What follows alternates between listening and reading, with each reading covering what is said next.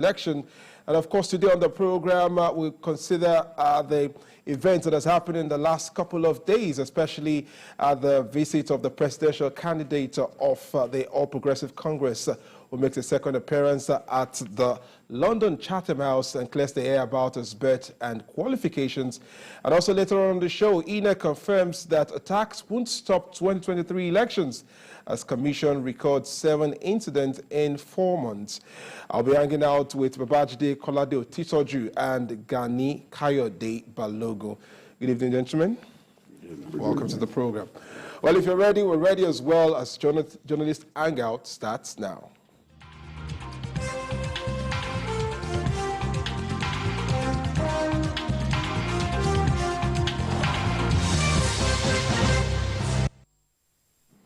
All right, welcome to the program. We'll begin from London, where the presidential candidate of the ruling All Progressives Congress, that's Asiwaju Bola Ahmed Tinubu, addressed a mixed audience of Nigerians and foreigners on his vision for Nigeria. He also settled the controversy about his birth and academic qualifications, as well as condemned the incessant attacks on INEC facilities in Nigeria. Let's bring you some of the moments from that historic session. There is an emerging trend of attacks against the personnel and infrastructure of the Independent National Electoral Commission in part of the country. At the same time, political conversations on social media have become more laced with violent rhetorics and threats of violence, retaliation against those opposing, perceived as opposing partitions. I stand firmly against all forms of electoral violence and intimidation.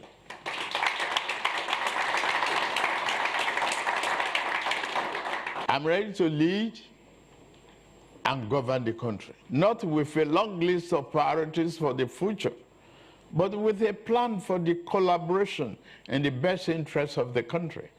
I love the country I love and dedicate myself to for a lifetime. I hope you will receive me then as gracious as you have today. At the time of birth, I was dated March 29, 1952, and the family record. I didn't think then, that day, I've determined to be, or decided to be, a president of the Federal Republic of Nigeria. Not even that I will go to politics. I've a very good exposure in life. My record is consistent. And the school and the university, they question, they now convinced that they wasted their money and their time. The record is there, the transcript is there. So in March 1952, I'm not claiming another father. I am Tinubu and Tinubu proper. If they want a DNA, they could as well require for one. One of them has been even accused of not being a Nigerian citizen. I didn't touch that area. Yes. Equally, it remains the same. Deloitte, Chicago State University, where I graduated, has attested to that. Now I can announce that I've received my original replacement degree certificate from them. The Deloitte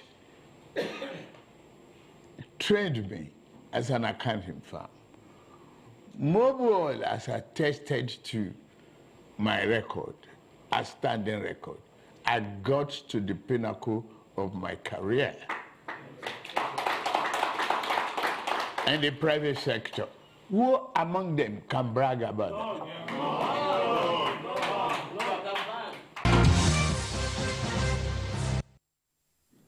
Many times, Asiwaju Bola Ahmed Tinubu has been the victim of speculations and rumors about his age, qualification.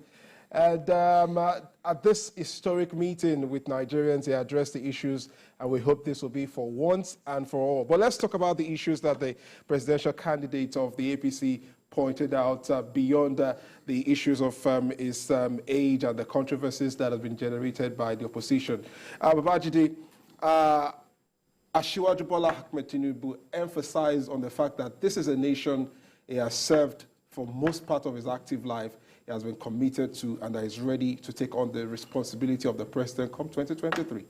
Yes, and he underlined the fact that he loves his nation so much. If he didn't love his nation, he wouldn't have fought the military.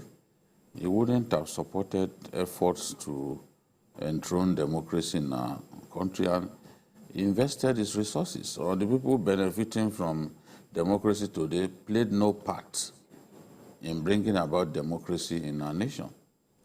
But they are the ones enjoying it today. So Asiwaju Bola Ahmed played a big part in the enthronement of democracy in our country. He financed the pro-democracy organizations. Some of them even lived in his house, you know. So, and don't forget Radio Kudirat, that was the main thorn in the flesh of the military at that time in terms of what they were broadcasting. He was deeply involved in the financing of Radio Kudira. So he fought for democracy. He could have chosen to be like a turncoat, and he could have benefited from it. There were politicians who hobnobbed with the military and were rewarded with contracts and all that. You know, some of them even came up with all kinds of schemes to ensure that the military didn't leave power.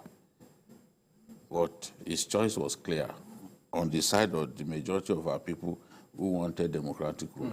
So you cannot doubt his love for his nation. But we know that in a political season, people will come for you. Even if your integrity is as white as snow, people will still come for you. I'm not saying that he's a perfect human being. I've never said that here. And he has not enlisted my support to romanticize him. No politician has the capacity to get me to romanticize him. And I'm not boasting about this. But Asiwaju's interest is clear. He wants the best for his nation. He could sit back and simply spend his money and enjoy the rest of his life with his grandchildren. But he wants to serve, and he has made it clear that he wants to serve. Those who were not there on the day that I was born, who are quoting all kinds of ages. Oh, this is 80-something, it's 84. In fact, somebody even suggested that it's older than Baba Adebanjo. And I'm like, there are so many people whose heads need to be examined. If you can imagine that he's older than Baba Adebanjo. And then you saw another picture in which he was standing side by side with Bob D. You know? So you could tell that even the age difference between the two of them. So these things will happen. They said he was going to relocate the federal capital from Abuja to Lagos. This is something. You also heard that they said that the Americans refused to give him a visa. What some people want to see is to hear that he's been arrested, he has a dirty drug past, he's been arrested in America. Okay. What? All right, GKB, let's look at the issues here. It's not the first time Asiwaju has been the subject of lots of controversies and rumors, but here at this meeting, he addressed it square on. Do you think perhaps Asiwaju or the presidential candidate of the APC feels it's about time that this dust has to settle and clear the coast for what will be an interesting election come 2023? Well, knowing the Nigerian commentators, those who run commentaries on social media and TV and radio, it will not go away. Because in fact, if you were to become president and serve 8 years, there are still people who are to continue talking about this. That's the reality of our nation. There's nothing one can do about that. I think coming out to tell us exactly the point that people have been making for a while. The moment you fill in a form at 6, you're not filling the form thinking that in 40 years, I'm going to run for president, so let me all tight. Nobody does that. But in Nigeria, because civil servants do that all the time, they assume it applies to everybody. So people simply transfer their own insecurities onto the candidates. And they are more it with class, if I may say. Because some of us don't have that kind of patience. To be insulted, your children to be insulted, your late mother to be insulted, your children who have not done anything to anybody. Who, most of them, apart from the boy, have been minding their own business and doing their own runs. You still want to drag them to this matter. They will ask you a question about your own candidates. All you want to talk about is Ashwaju and his family. It's beyond irritating. Because it's the amount of it. BKO, before Ashwaju addressed this issue, the court had spoken, where the court ruled against it. Many of these organizations from the University of Chicago and Deloitte have written several letters to state clearly that Ashwaju at one time attended the school, worked with them and all that. But the naysayers have continued to come with all kinds of shenanigans to discredit the credibility of the candidate of the APC. Do you think now the electorate can now make a better decision now that the presidential candidate has cleared the air on this? I don't even think that the electorate are waiting for him to talk about this. People have made up their minds who to vote for. Those who hate you can say all kinds of things from now till the end of that election. Those who have made up their minds have made up their minds. So even if Ashwaju didn't talk about this, it wouldn't make any difference. But it still made sense that he talked about it, because I've read people say, no, he never worked at Deloitte. He's a liar. He lied that he worked at Deloitte. You go to a place like the UK to say you worked here and that they were the ones who trained you as an accountant.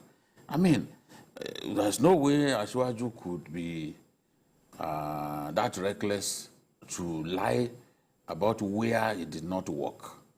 And that's one of the biggest companies in the world, one of the most respected companies in the world. So you can't force yourself to have worked somewhere where you didn't work. You can only talk about your records, where you worked, not where you didn't work. And that's what is done. Where you want to work. Where in your dream you wish that you... Before we move to other aspects of our conversation on the show today, GKB, on a final note, let's look at the implication of this in the run-off to the elections. Would this further eat up the polity, or this would calm the nerves and we can now focus on the issues and the manifestos of the candidates? I wish I could be positive. God willing, I wish I could tell you that is true. But the level of toxicity in the system now is beyond repair. And will continue until the election, even after the election. Some people have not gotten over what happened in 2015. And they are transferring that anger onto the next candidates of the party. And if after 8 years, they will still transfer it to whoever else is coming. So I don't think we are going to go away any soon. But like you said, people have made up their mind. As they say in Yoruba, I don't know how to translate it because it will lose the essence. But Yorubas will say, if you put someone on the right hand, I put palm nut on the left, and walk backwards from Ekiti to Iseyin. Those who say you've done nothing will say you've done nothing. And so there's nothing going to say that will change the mind of those who are against us. They have made up their mind to be on the other side of the fence. Well, of course, that's the beauty of democracy. People can have their say, but of course, the majority will always decide the direction. Well, we look forward to the elections. The countdown is just 81 days to the elections, and I'm sure in the coming days, the coast will become clearer as well as for the candidates. Well, let's talk about another election story that we're tracking on the show this evening. The presidential candidate of the Labour Party, Peter Obi, has slammed the Northern Leaders Consultative Forum, which comprises Christian and Muslim religious and political leaders in the North, including Yakubu Dogara, a former Speaker of the House of Representatives, for endorsing Atiku Abubakar, the presidential candidate of the People's Democratic Party, PDP. Peter Obi, while noting that Dogara has a fundamental right to choose who to support, and does not reflect the minds of the majority of Nigerians. Another drama, another twist. Elections, of course, coming with all kind of shenanigans. But let's say, does Dogara have the right to speak for a group of people, especially at a time like this when a statement is capable of eating up the polity? Dogara, you are saying Obi. In this case now is the aides of Peter Obi issuing a statement condemning the decision of Dogara to endorse the PDP. candidate of the PDP. So that is what they are angry about, and that statement is saying, look, how do you move from one injustice to another? The injustice that angered you initially was committed, injustice in inverted commas, and committed by your own party when it went for the Muslim ticket. You felt that was bad enough. You then moved to the PDP that didn't even agree to zoning that is entrenched in its constitution. To the PDP, where the national chairman said, oh, if the presidential candidate emerges from the north, I will step down. And he's hanging on to that job in spite of protestations by the 5 governors who have tagged themselves G5 integrity governors. So they are clearly demonstrating that they never expected that Dogara will move to the PDP, because as far as the Labour Party guys are concerned, these 2 major parties are the problems of our country. Obi represents what looks like a new broom seeking to clean the origin table. So they do not have any regard for the 2 dominant parties, APC, PDP. PDP, as far as they are concerned, started the problem that we find ourselves. APC, as far as they are concerned, merely compounded the problems that PDP created. So seeing someone that they had courted, you know how many times we've seen Obi, and Dogara together. We've seen Dogara talking about Obi. We've seen even Dogara's comrade, that's David Babashir Lawal, we've seen him move to the Labour Party. And of course, when he moved to the Labour Party, he was challenged that he shouldn't have moved to the Labour Party. What we are seeing now, clearly, that the people who led the opposition to Muslim ticket, they are not going to have one voice in the final analysis, not even the leaders, because we've seen Babashir Lawal go to the Labour Party. Now, Dogara, who was his right-hand man, they were the 2 persons who took the matter on their heads. Now they've gone separate ways. But the Labour Party guys, the opinion of the Labour Party is that he shouldn't have made that decision, that the decision is against the mindset of Nigerians at this time. I still think that, I think Labour Party believes that the overwhelming majority of Nigerians are on his side. So that's the way they are thinking. There's still maybe that Bloomberg survey. It's still the Bloomberg survey that predicted the landslide win for Peter Obi. I think it's a lot of his supporters and even his media people who have issued this statement. That is the way they are thinking, that, majority of Nigerians believe it's Labour Party or nothing. All right, GKB, it's not the first time we are seeing groups endorse one of the leading candidates. Peter Obi himself has been a subject of endorsement, even from a pan-Yoruba group, Afenifere, under the leadership of Panya Debanjo. Why is the Obi, the Labour Party and Obi supporters upset that a certain group is endorsing another leading presidential candidate in the race? Is this an attestation to the level of intolerance that has been often said about the Labour Party presidential campaign so far? No, intolerance, no. Naivety, yes. I think you are politically naive if you think that there's something called the Nigerian interest. There's nothing called the Nigerian interest. There are group interests. Dogara and Babashir Lawal and that lawyer that went with PDP were all positioning themselves because they assume that given the Nigerian situation, the emergence of a Southern Muslim automatically conveys on them that a Christian Northerner will become the vice. So it was self-interest that bloomed into group interest, and now it's going back to self-interest. That's the way politics works. Because no matter what they think, because personally I saw the attack and I was amused. Because are you trying to tell me that Dogara, a Northern Christian, a former speaker, because the Christian automatically must liaise with you? It doesn't work that way. He has his own interest to protect. Same to Babashir. He had his own interest to protect. And don't be surprised, as we know in the past, that if this election should go the way it's been projected by a lot of Nigerians, these are the first set of people you will see at Budilon trying to work their way back. Yes. With the leader, with the winner, whoever emerges at that point in time. But like I said, first is personal interest, then group interest. If that doesn't work, then go back to personal interest. It's been way of politics since Adam left Eden. Well, BKO, let's look at it from a broader perspective. How important are these endorsements in the overall calculations for the elections? We've seen a lot of endorsements, so endorse person, somebody is endorsing this, but how important are these endorsements? And do they take the focus of Nigerians away from the real issues that this candidate should be addressing? No, endorsements are very important.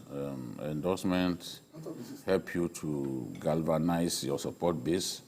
Don't forget, these people endorsing people here and there, they also have their supporters. So there are certain people who have weight, people who have gravity endorsed by them in a political season. That will give you a lot of mileage.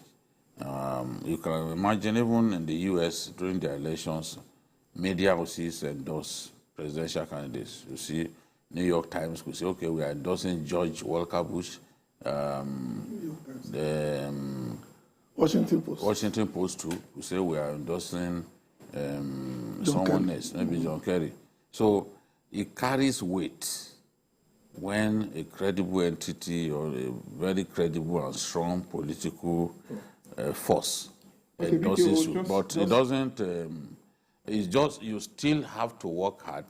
You still have to campaign. You still have to stay focused. Get out the votes. Yes, you can't overreach yourself because you've been endorsed here and there. No. Okay, we have Olushola who's joining us from Ibadan. Good evening to you, Olushola. Welcome to Journalist Hangout. Good afternoon. I greet you. Now, I want to believe something from my spirit as a Nigerian. You have right to support any candidate of your choice under a democratic setting.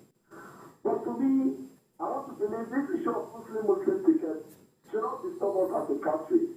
What we should be looking for is good governance that will salvage our country out of this trouble we have now. That in the next 4 years, we'll be singing a new song. But trying to tilt towards religious lines, that because Muslim tickets, that is why we are doing this. For me, we're only trying to put ourselves in more mess than bringing ourselves out of the trouble. So for me, Dogara has right to choose anybody of his choice. The country that will deliver. Thank you so much, Olushola. Thank you for sharing your thoughts with us from Ibadan. GKB, let's talk about this before we move on to other pressing matters.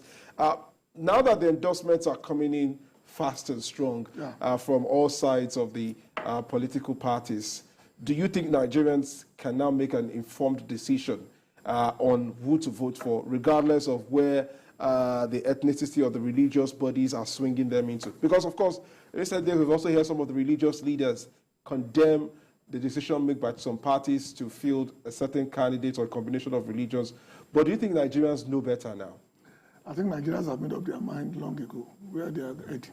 Majority of Nigerians, because I can't speak for everybody. Majority of Nigerians will vote for whoever they think will best protect their interests. And this interest doesn't have to be ethnic alone. It could be religious. It could be economic. There are so many variables when it comes to election. Don't forget that most countries of the world, the biggest democracy in the world, India, till tomorrow, they still have pockets of people who vote for certain parties. And they will do that for 60 years, no matter the person they present. And the same thing with the US. There are areas in the US that will vote blue or red. It doesn't matter, they don't change. So this electoral cycle, what I expect is that a very tiny minority in the middle. That's what everybody is targeting. But those who are hardcore have already made up their minds, and that is set.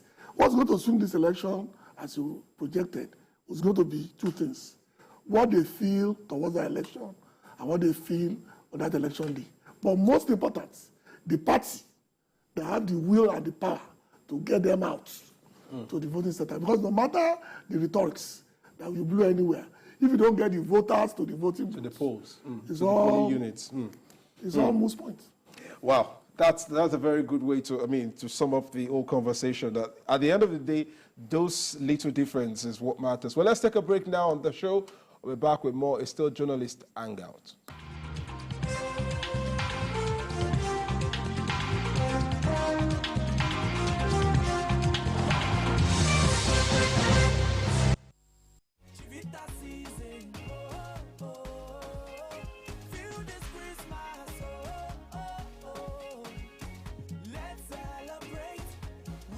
Everyone has a Chivita this season. What's your Chivita? President Muhammadu Buhari administration also assented to a very important legislation which has defied several administrations before 2015.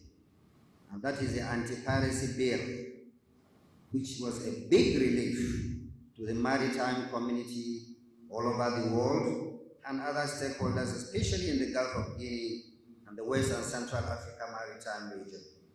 The legislation is aimed at preventing and suppressing piracy, armed robbery, and any other unlawful act against a ship, aircraft, and any other maritime craft, including fixed and floating platforms. The act, otherwise known as the SPOMO Act, has opened the doorway for the administration of justice for piracy and other maritime offenses in the country. This message is brought to you from the Federal Ministry of Information and Culture.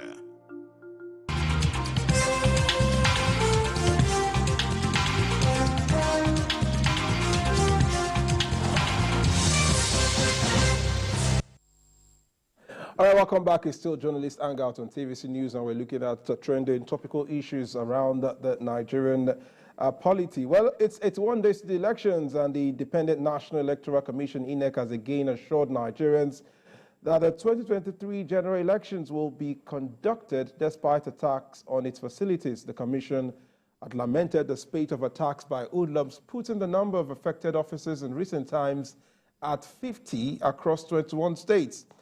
But INEC National Commissioner and Chairman of the Committee on Voter Education and Publicity, Festus Okoye, said sensitive materials to be deployed for next year's polls were not in any of the facilities recently attacked. That's a lot of consolation and huge relief for many Nigerians who are thinking perhaps this attack will in one way or the other jeopardize the elections. But, Jide, there are still some issues to be addressed about the elections and INEC's readiness for the polls. Yeah, no doubt about it. These attacks have to be stopped. Having so many attacks within so short a time is not what we want to see. In the very recent past, we've had 50 attacks across 21 local governments. And we've had 7 attacks, beginning with the attack in Osun and then Ogun State. Those attacks have been followed up by 5 more attacks, all within just under 2 months. I mean, it's worrisome. No one knows exactly what these guys are. I don't know what their goal is, but they don't want this election to hold. They believe that the more they attack these facilities, the more difficult it will be for INEC to conduct elections. But we are seeing clearly now that in spite of these attacks, INEC can indeed conduct elections. INEC has 176,846 BVAS machines for the 2023 general election. And the good news is none of these 176,846 BVAS machines are kept in any of these places that these guys are attacking. So it's even good that that information is out. So they will know that they are wasting their time. They're not fighting for yes. it. So what they would destroy are collected PVCs in some of those places. But even those ones can be relocated to safer places. But the PVCs, they can replace PVCs. But if an arson attack happens so close to the election, it will be impossible to replace. So these attacks have to be stopped. INEC has said it is working with security agencies to stop these attacks. They've got to stop these attacks. We can't have a situation in which between May 2021 and now, we've had 40 attacks. Between May 2021 states. 41 attacks between May 2021 and today. That's a lot. That's a whole lot. You know? So it's just a little over. What are we even talking about? It's not even up to. These attacks have happened in less than 2 years, just 1.5 years. And we've had 41 different INEC offices attacked. We've got to. It's a worrisome trend. Protect those offices, because you could say, okay, these are not sensitive materials being destroyed, but INEC cubicles are being destroyed in those places. And you need those cubicles on election day to guarantee some level of privacy for the person voting, because you have your own cubicle, you walk into, you go to vote, so that the person beside you may not see who you are voting for. You know, so, and then some generators are being destroyed. It's setting us back in a way, because INEC would then still ask for more money, you know, to replace some of these things that have been destroyed. So we have to protect those facilities and put an end to the attacks. All right, GKB, during Asiwaju Tinubu's address at the Chatham House earlier today, he also spoke on why this attack should be condemned. He actually condemned the attack on INEC facilities. Do you think political parties, especially the leading political parties, are doing enough to condemn these and perhaps warn their supporters against any act that could trigger such violence on the electoral umpire? Or is there something that the electoral umpire is doing that is making them an easy target for these political desperados?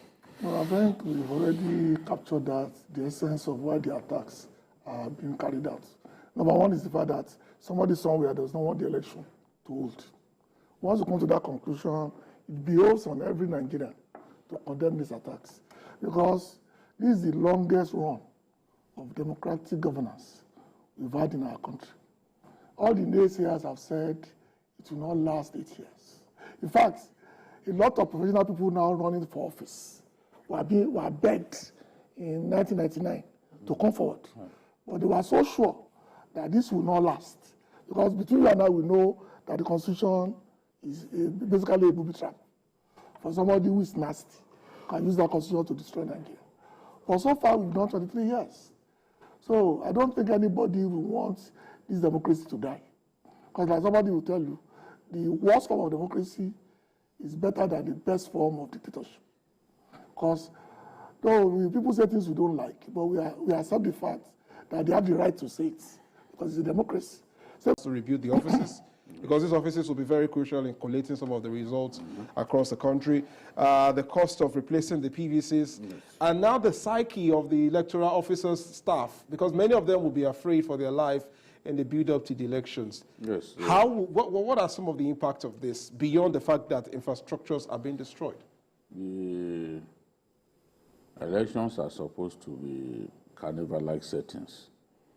An election should be a day of joy when the voter can exercise his power through his vote to elect his leaders. But what we have is we militarize our elections, we make our elections to be characterized by violence. Even the days leading to elections, you see people killing one another. You see thugs storming campaign grounds of some political parties to disperse them and all that. We see all these things happening. Now, in terms of the intemperate language being used on social media, I've never seen an election like this one, where Nigerians are abusing one another, calling one another names, and because of an election. It's never been this bad. And I've never seen an election in which fake news has gained as much preeminence as it has gained during this electioneering season. There has never been any time like this. So you ask yourself, is it war that we are going to fight or what? What's wrong with some Nigerians? Now people are going around. You could say, oh, IPOP has been destroying INEC facilities because IPOP does not believe an election should take place before a referendum. And you and I know that there's no place in the Nigerian Constitution for a referendum. But how do you describe what happened in Osun and Ogun State? Of course, IPOP has no presence in such places. So who went to those places to destroy INEC facilities? And whether we like it or not, it sets INEC back in terms of its preparations. They may not openly admit it, but I was speaking with one of them who said, the best thing is for these things to not continue, because there's no way it will not affect us. Yes, it's good that INEC is giving us assurances, giving us hope that, look, this will not stop the election from holding. But INEC cannot say that this will not set back its preparations. Look at, for example, I saw where they destroyed 740 ballot boxes and 240 cubicles. That was in Igboeze in Enugu State on 3rd July. 740 ballot boxes is a lot. 240 cubicles is a lot. Then they also burnt items including 340 ballot boxes and 130 voting cubicles.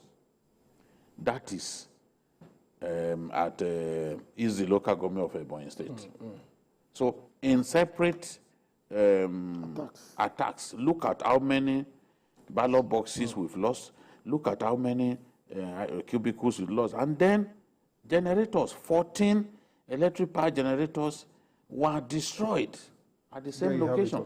You need the generators on election day. So INEC now has to begin to replace these items. I saw the INEC chairman when he visited Ogun State. Oh, barely, just days after he visited that place, they set ablaze somewhere else in Imo State. So and I mean, there are even bullets holes there to show that these are heavily harmed attacks. Yes, of course, if they found people there, they will kill them. So I've heard the police say that they've secured INEC facilities. If you've secured them, how come these ones are still being destroyed? That means you've not fully secured those places. You need to send more men to man INEC facility. Because just as you said, if people continue to see these things happening, they are going to be scared to show up on election day because they will think that they could be attacked on election day, especially in the southeast, where before now we've had all kinds of violent convulsions, you know, by IPOB or non-government and all that. You know? So you've got to secure our people, keep our people secure, keep the INEC facilities secure. Well, GKB, before we move on to the last subject for discussion, let's wrap up with this INEC preparations. And let's talk about what should security agencies be doing to further give INEC that support they need, especially with less than 3 months to elections. Well, they've been, in the first place, they've been doing a fantastic job. Because you're talking about 774 local governments and about 1,800 wards or whatever, a lot of wards. So they can secure as many as they can, but a determined arsonist only need a box of matches to cause havoc.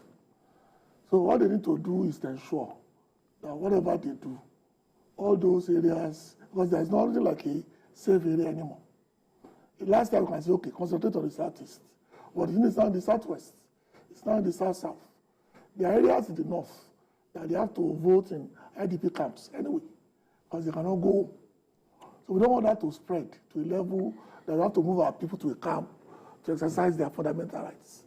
So the police and other aspects must rev up the intelligence gathering apparatus so that they know where this thing will occur. Like I said, nowhere in the world can you secure anybody 100%. But you can get 99.9%. I'll be a happy person.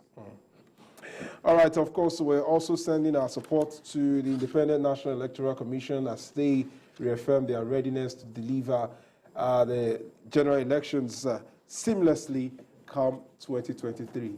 Well, let's talk about a concern that, of course, is an Hydra-headed monster, especially in Katsina State, where insecurity and, of course, terrorizing the peace and stability of Nigeria raised its ugly head again with reports about 2 separate attacks in Batsari and Funtua local government areas of Katsina State, which indicated that at least 46 people were abducted by gunmen who invaded the communities on motorbikes. Also, 1 person was killed in the attack and 28 abducted in Karare village of Batsari local government. Some of the abductees were students of the Kukia village who were heading to Government Day Secondary School, Karare. Well, Bajide, this is not a story we love to talk about, but of course it's a reality of where we are as a country. Another attack in Katsina State. Yes, and when you hear that banditry is being defeated, you know that from these stories, you know that that is a lie from the pit of hell. Banditry is not being defeated. Banditry is alive and well in Zamfara and in Katsina. Katsina, especially in the last 3 weeks, there have been so many attacks. And to hear that these people, and then take away no less than 18 persons, it just suggests to me how bestial, how close to animals these guys are. You can't go to a mosque. Nigerians are going through a lot, and a lot of them have become spiritual. They need to get as close to God as they can to God so that their situations can change. Now, innocent people went to pray who are seeking a lifting. In any way God can make it happen. You surround their mosque and you shot the imam in the head and then took people away. So you shown that as far as you are concerned, no place is off limits. And this is the reason we must defeat these bandits. Look at the nonsense that Tuji was saying. A boy who is not up to 30 years, challenging our military and saying, Shebi, you said you wanted to kill me. So why haven't you killed me? You know, this is really annoying. What our people are going through is really annoying. They can't access their farms the way they like. You make them pay millions as protection fee before they can access their farms. And if they defy you, they fail to pay, you kill them in dozens. That's what happened in Kebbi State. Those ones were not used to this idea where this community brings also amount of money before we can leave you alone. And they tried to stand up to these guys. 81 of them were killed in one day in Kebbi South. 81 killed in one day. And when 81 gets killed in one day, you can be sure that the next day, those who suffered bullet wounds, some of them will still succumb to their injuries. Victims, yeah. So this is the thing. In other countries, how many people died the other day in France? Before the minister resigned. Before our people, hypocritical Nigerians began to use the flag of France. How many of them have used the flag of their country? Or you get the colors of Katsina to say, oh, pray for our people in Katsina. Instead, some will pretend that it didn't happen. Hypocritical people. I mean, it's terrible what these guys are doing to our people. In your own country, it's a little boy who is a bandit will be saying you must pay some amount of money. GKB, we saw the pictures there. I'm sure the producers would roll the images again. They have nothing. The attackers, look at them. They're young men who just enjoy terrorizing people, creating havoc. And for them, some of them, it's just fun, taking the lives of people. Do you think this indicates a failure on the part of the government and even the society itself? Who raised these monsters? Well, you have to understand. I think we ran a program once when one of these small children was shown. It was about 12. You could dismantle AK-47 under 30 seconds. Somebody like that at 12 will be about 18 now. These are people who should be contributing to the economy. Don't forget, in better ways than this. The drug epidemic, especially tramadol and the rest, is very high in those areas. Even some people that were caught in the Southwest recently, it was obvious they were under the heavy influence of drugs. And because, like this film that we all watched, Something to Rwanda, those boys in Sierra Leone who are cutting off hands were 9, 8 in Liberia because they grew up knowing nothing else but this. And they are now becoming adults. These are the two G's of tomorrow.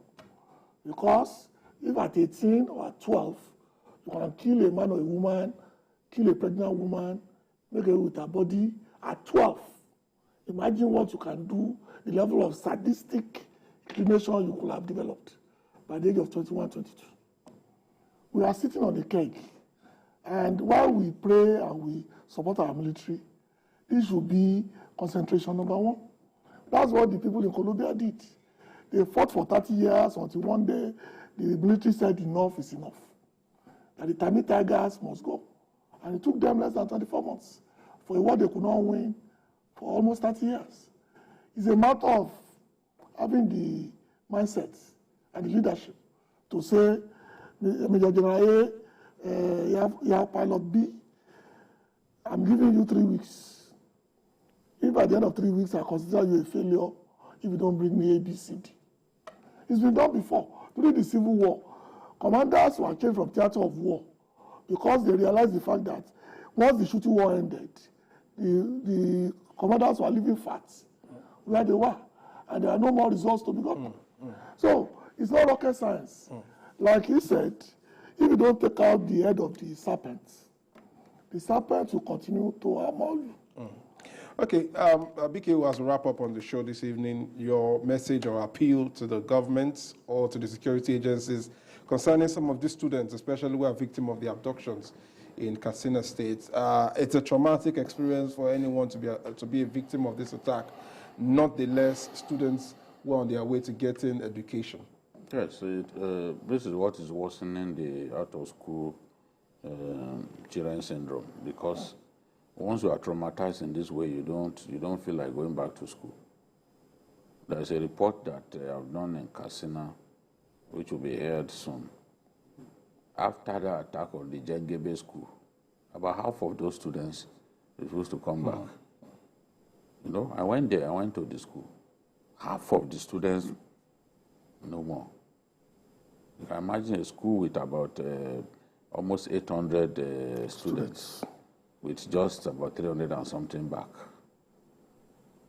How do you convince them to go back to school? Because they will keep having that image, mental agony of what transpired on the day government stormed their school. So, if we do not defeat banditry in the Northwest, this kind of thing will get worse, especially out of school children syndrome. It will get worse. And just like GKB said, we are sitting on a keg of gunpowder we hope does not explode all in our faces. Well, that's all on Journalist Hangout this Monday. Join us tomorrow for another episode of the program. You can watch a repeat broadcast of this episode tonight at 11. Join us on Sunday from 1:30 to 3:30 p.m. for Journalist Hangout. On Sunday, we're on YouTube at youtube.com/TVC News Nigeria. Well, thank you, gentlemen, for joining the show. Ganiu Kayode Balogun, as well as Babajide Kolade Otitoju, who's been hanging out with me on the show today. I'm Emmanuel Akindabua. Thank you for joining us. Bye for now, and God bless Nigeria.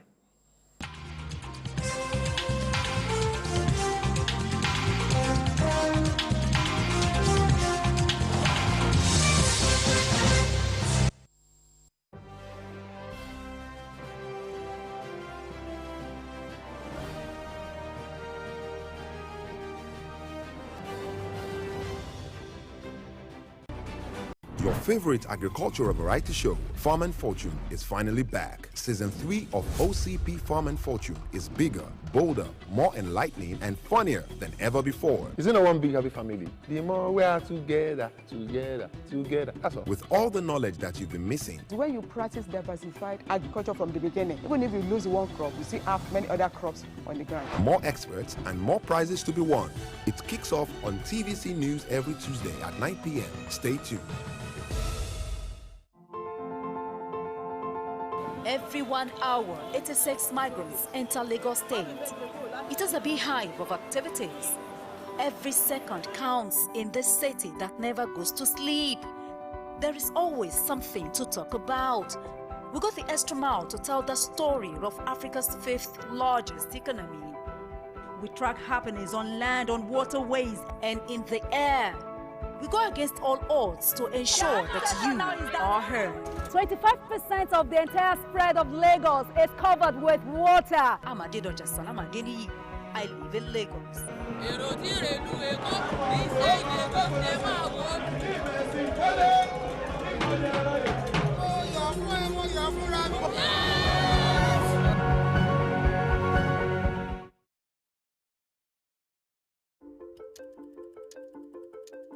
The story of sport is often told in numbers. But we don't fall in love with 1:40-91. We don't idolize a 6th round knockout. We don't dream of growing up to be 3-1. Discover the human stories that give meaning to the numbers. Sport Africa from the BBC.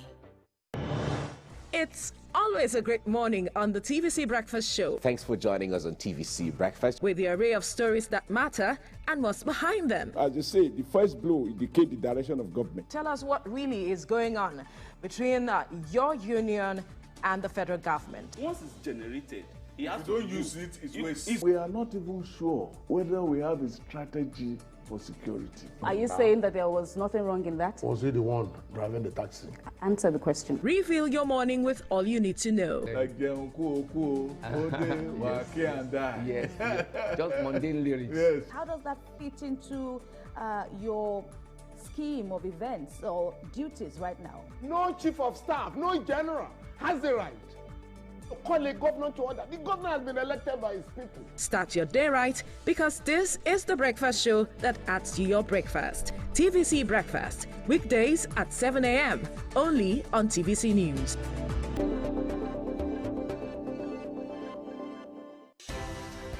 At TVC News, wherever the big news story is happening, we're geared up to break it. TVC News, first with breaking news.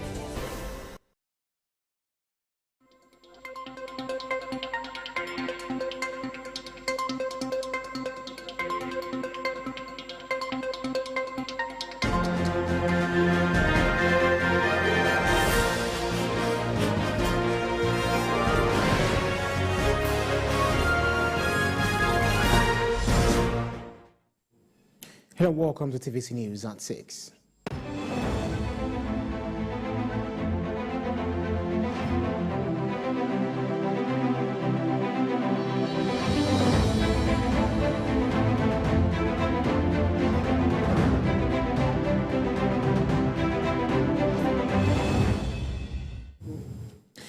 Let's begin in the United Kingdom, where the presidential candidate of Nigeria's All Progressives Congress, Bola Tinubu, addressed the British Royal Institute on the country's upcoming general election. Asiwaju Bola Tinubu, who spoke in London at the Chatham House, promised to secure the country if elected president. He also appealed for a violence-free campaign season. The former governor of Lagos State condemned recent attacks of offices of the Independent National Electoral Commission in some parts of the country. He also pledged to accelerate investment on gas production, revamp the economy, and foreign policy imperatives. There is an emerging trend of attacks against the personnel and infrastructure of the Independent National Electoral Commission in part of the country. At the same time, political conversations on social media have become more laced with violent rhetoric and threats of violence, retaliation against those opposing, perceived as opposing partitions. I stand firmly against all forms of electoral violence and intimidation. I applaud the outcome of the COP27 that recently ended in Egypt, in acknowledging the legitimate claim of Global South on climate action, in accepting adaptation and energy transition principles, including the treatment of gas as a transition fuel. We work more on this. We will work to accelerate investment in gas production, and we are committed to enhancing domestic and global energy security. A support group within the All Progressives Congress, known as the Independent Campaign Group for Bola Tinubu, Kashim Shettima, says it's strategizing with determination towards ensuring victory for the party and its presidential candidate in the 2023 elections in Ondo State. The group disclosed this at a meeting in Akure attended by the APC members across the 18 local government areas of the state. Ayodele Mradeo reports. The Independent Campaign Group for Bola Tinubu, Kashim Shettima, is a coalition of non-partisan professionals, youth, women, people living with disabilities, and Nigerians from diverse backgrounds who are residents of Ondo State. This latest meeting